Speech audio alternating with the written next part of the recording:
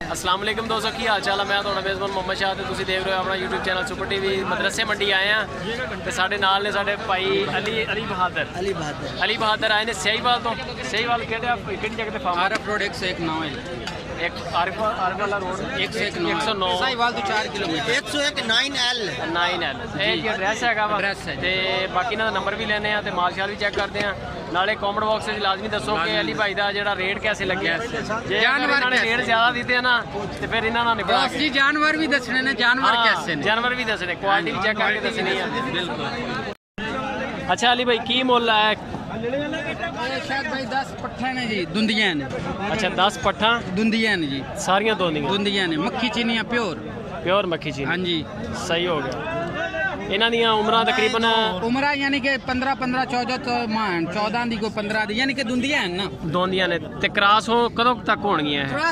बस तैयार हैं, आज हो जान कल हो जान, क्रॉसिंग नु तैयार हैं यानी कि उम्र पूरी हो गई है।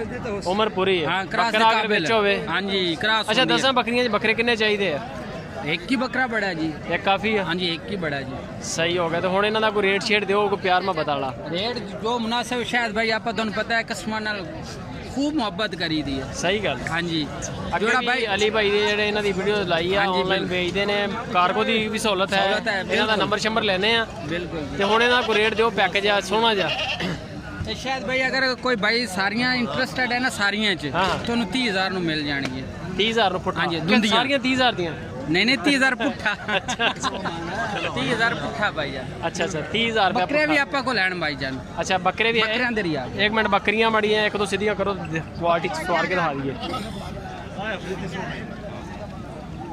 है जी माशाल्लाह। अच्छा ये गोश्त का अगर हिसाब लाइए, हाँ जी गोश्त का वजन गोश्त 22 किलो है, 22 23 24 किलो, 22 यानी कि वड्डियां हैं ना। हाँ वड्डियां हैं ना। अच्छा जी अगर कोई जिंदा बंदा वजन करके लेना चाहे वो भी है सहूलत? वो भी है सहूलत। की रेट देने? 800 किलो दसा जिंदा 800 रुपए किलो। हाँ जी ते ਇਹਦੇ ਵਿੱਚ ਯਾਨੀ ਕਿ ਸਾਰੇ ਜਾਨਵਰ ਕੋਲੇ शायद भाई रखू जानवर है ना, ये काटू नहीं है ना, ये रखने वाले जानवर। गोश्त का भी वैसे 800,000 रेट आ। हाँ जी ते ये जिंदे का भी यही रेट है। हाँ जी लेकिन ये है कि नस्ल है। नंबर शंबर है अपने को? नंबर है, हर चीज है। बकरे तो भी खा लो सर। चलो जी बकरे दो।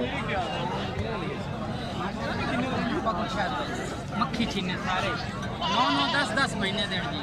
खीरे आ? खीरे 9 10 है जी खीरे बकरे माशाल्लाह। जानवरों की क्वालिटी देखो है, नकोड़ा सिंगी यानी कि प्योर मतलब सासलपुर जबरदस्त चीज। हाँ जी कितने बकरे खड़े हैं? बकरे आपको को लेने की 3 8 बकरे। 8 बकरे खड़े ने? हाँ जी सर सारे ये इस उम्र दे ने? हाँ जी सारे 8 10 महीने दे जी। सही हो खीरे ने जी। इन्हां दा की रेट शेड़ा को पैकेज विच अच्छा जा को रेट दियो? पैकेज इन्हां दा है जी 26,000 रुपया। 26,000 पुट्ठा जी। पुट्ठा? हाँ जी जेड़ा मर्जी ले जानवर देखो जी। 26,000 रुपये पुट्ठा।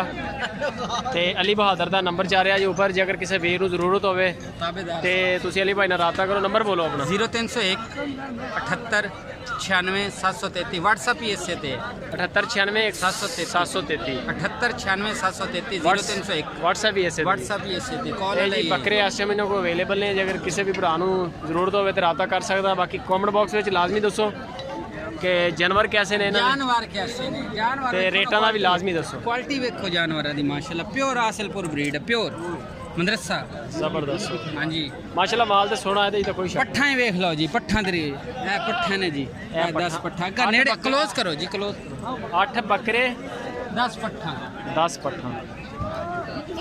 चीज़ा देखो ना। शायद भाई क्वालिटी वाली चीज़ें माशाल्लाह। माल तो वाकई सोना है तो कोई शक नहीं है। हाँ जी A1 चीज़ां A1 ते रेट जेडे हुण देखने वाले दसणगे जरूर। ते तुसी भी कमेंट चेक करने।